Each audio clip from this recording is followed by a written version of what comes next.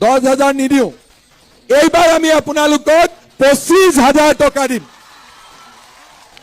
কিমান দিম ডাঙৰ কৰি কওক 25,000 টকা প্ৰতি গৰাকী মহিলাই পাব আৰু ভগৱানে যদি মোক শক্তি দিয়ে এইবাৰ কৈছিলো 10,000 দিম দিলো 19,000 এইবাৰো কৈছো 25,000 দিম ভগৱানে শক্তি দিলে কি জানি ইয়াতকৈ বেছি দিব পাৰো হয় নে নহয় অৰুণোদয় আঁচনি প্ৰত্যেক সমষ্টিতে আমি যদি আৰু 2-3,000 অৰুণোদয় দি দিও তেতিয়ালে সকলোৱে পাই যাব আমাৰ চৰকাৰী চাকৰি ওলাব 2 লাখ 25,000 ওলাব পুলিচত 75,000 ওলাব স্কুল কলেজত 1 লাখ ওলাব nurse laboratory technician grade 3 grade 4 কিন্তু লৰা ছোৱালীয়ে যদি নাৰ্ছ নপঢ়ে নাৰ্ছৰ চাকৰি কৰ পৰা পাব যদি লৰা ছোৱালীয়ে বিএড নপঢ়ে শিক্ষকৰ চাকৰি কেনেকৈ পাব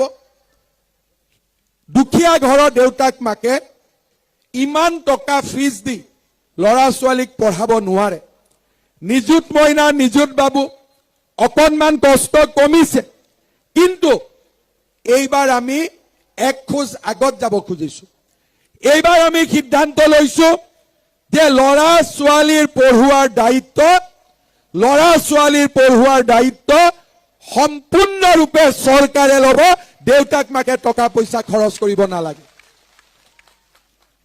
2 লাখ চাকৰি মহিলালৈ উদ্যমিতা ৰেচনত মিঠাতেল চাহ বাগিচাৰ শ্ৰমিকলৈ মাটি ঘৰ বাগিচাৰ মজদুৰি আমাৰ প্ৰতিখন গাঁৱতে গৃহহীন লোকক ঘৰ আৰু লৰা ছোৱালীৰ পঢ়ুৱাৰ দায়িত্ব এই কাম আগতেও চৰকাৰ আহক আমি 1 লাখ চৰকাৰী চাকৰি দিম কিন্তু 5 বছৰ মই পূৰ্ণ কৰিলো প্ৰতিশ্ৰুতি দিছিলো যে 1 লাখ চৰকাৰী চাকৰি দিম চাকৰি পালে 1,65,000 লৰা ছোৱালী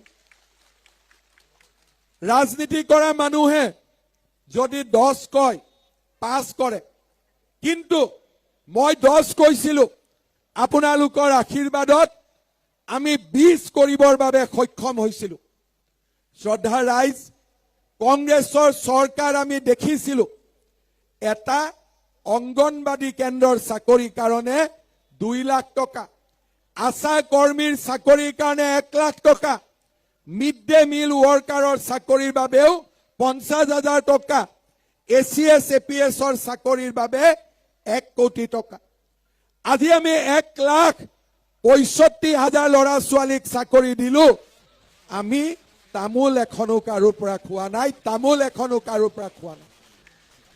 আৰু এই সৎ সাহস মোৰ আছে কাৰণে মই মানুহৰ আগত কওঁ যে ৰাইজ অসমে আকাশ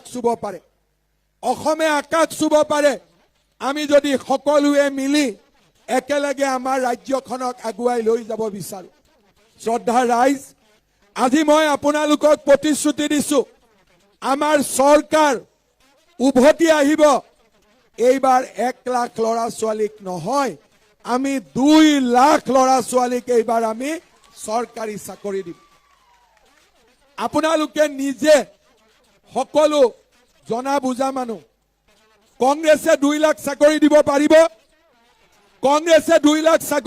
পাৰিব লুৰিণজ্যোতি গগৈয়ে 2টা চাকৰিও দিব পাৰিব লাখৰ কথাটো বাদ দিলো 2 লাখ বাদ দিলো 2টা চাকৰি দিব পাৰিব লুৰিণজ্যোতি গগৈয়ে নোৱাৰে মই লুৰিণজ্যোতি গগৈক সুধিছিলো যে এবাৰ আপুনি নাহৰকটীয়াত ইলেকশ্যন উঠে এবাৰ দুলিয়াজানত উঠে এবাৰ আপুনি ডিব্ৰুগড়ত উঠে ইলেকশ্যন কিয় উঠি থাকে লুৰিণজ্যোতি গগৈয়েতো উত্তৰটো নিদিলে টিভিত এদিন অখিল গগৈয়ে ক'লে যে লুৰিণৰ বিয়াখন পাতিব লাগে নহয় সেইকাৰণে আমি কংগ্ৰেছৰ চৰকাৰ পাতিব লাগিব এতিয়া আপোনালোকে চিন্তা কৰক 2 লাখ লৰা ছোৱালীক চৰকাৰী চাকৰি দিব না লুৰিণৰ বিয়া পাতিব কোনটো কৰিব আপোনালোকে 2 লাখ চাকৰি দিব না লুৰিণৰ বিয়া পাতিব কোনটো কাম কৰিব আপোনালোকে 2 লাখ ল'ৰা ছোৱালীৰ চাকৰি হলে 2 লাখ ল'ৰা ছোৱালীয়ে বিয়া পাতিব নে নাই চাকৰি পাতিলে? এতিয়া আপোনালোকে এখন বিয়াৰ চিন্তা কৰিব নে 2 লাখ বিয়াৰ চিন্তা কৰিব? আকৌ মই সুধিলো যে দুলীয়াজানত হাৰিছে তাতেই চেষ্টা কৰক, বোলে নাহৰকটীয়াত হাৰিছে তাতেই চেষ্টা কৰক, বোলে নহয় মই বিচাৰি থাকো ক'ত হিন্দী খান্দিব পাৰো আৰু য'তে সুবিধা পাওঁ মই তাতে ইলেকশ্যন উঠি দিম। কোনো কথা নাই, যেনে তেনে MLA হ'ব লাগে। আমি কৈছো নহয়, MLA কোনোবা হওক বা নহওক 2 লাখ ল'ৰা ছোৱালীয়ে চাকৰি পাব লাগে, সেইটোৱে হৈছে আমাৰ উদ্দেশ্য। খোৱাঙৰ ৰাইজে আপোনালোকে সিদ্ধান্ত ল'ব, এজন মানুহৰ বিয়া পাতাৰ কাৰণে ভোট দিব নে 2 লাখ ল'ৰা ছোৱালীয়ে চৰকাৰী চাকৰি পোৱাৰ কাৰণে ভোট দিব? কাৰ কাৰণে ভোট দিব আপোনালোকে?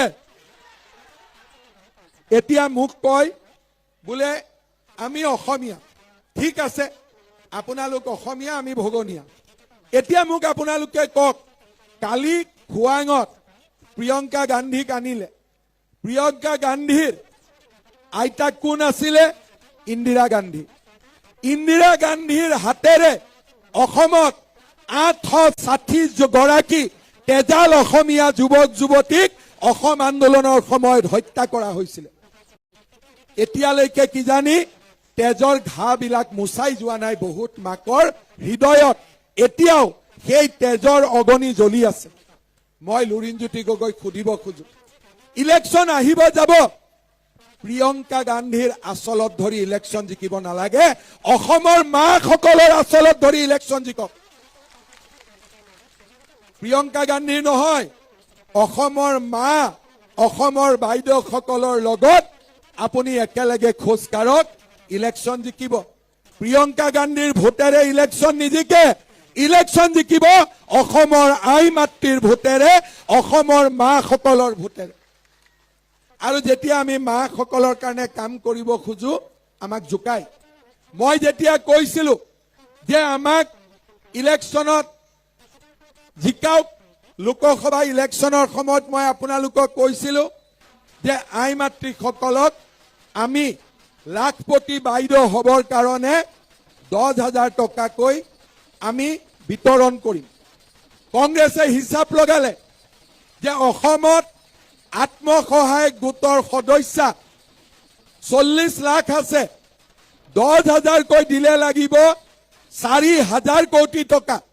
কংগ্ৰেছে ভাবিলে হিমন্ত বিশ্ব শৰ্মাই 4,000 কোটি টকা ক'ত পাব, তাৰ মানে আমাৰ মহিলাসকলক ঠগাব। গাঁৱে ভূঞে প্ৰচাৰ কৰিলে যে মহিলাক ঠগাব ঠগাব ঠগাব ঠগাব।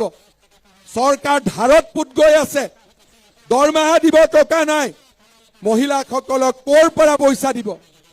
আজি আপোনালোকে মোক কওক, 10,000 টকাটো পালেনে নাই? আপোনালোকে পালেনে নাই? আপোনালোকে কোনে কোনে 10,000 পালে হাত দাঙক। বাপৰে, চবেই পাইছে। আচ্ছা, 10,000টোৱে পালে নে লগত 9,000টোও পালে? 10,000ও পালে আৰু 9,000ও পালে, হয়নে? আৰুতো নালাগে হে? 10,000 পালে, 9,000 পালে, এতিয়া আৰু লাগিব। কাক কাক আৰু লাগিব? হাত দাঙকচোন। বাপৰে, লাগাতটো চবেই হাত দাঙি দিলে। সঁচাই দিব লাগিব নেকি? নে নিদিলেও হ'ব? লাগিবই, এইফালে লাগিব, সেইফালে লাগিব। বাপৰে, মই এতিয়া ইয়াত আহি বিপদতহে পৰিলো। এইবাৰ আমি আপোনালোকক 10,000 নিদিওঁ, এইবাৰ আমি আপোনালোকক 25,000 টকা দিম। কিমান দিম?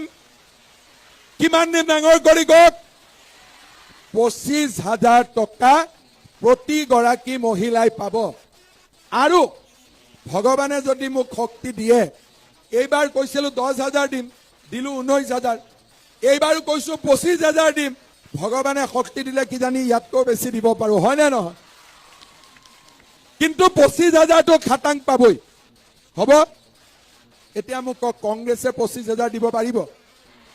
লুৰিণজ্যোতি গগৈয়ে দিব পাৰিব? কি দিব? ধুতি। কি দিব ধুতি, কি দিব লুঙি, কি দিব কম্বল, কি দিব আঁঠুৱা, কি দিব